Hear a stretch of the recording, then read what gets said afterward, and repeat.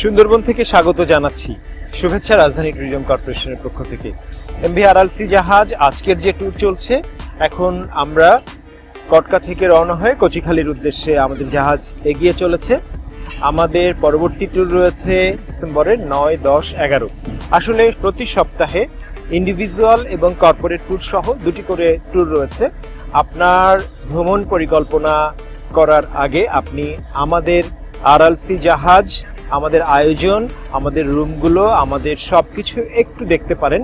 আমাদের বিস্তারিত জানতে রাজধানী ট্যুরিজম কর্পোরেশনের ফেসবুক পেজ ভিজিট করতে পারেন।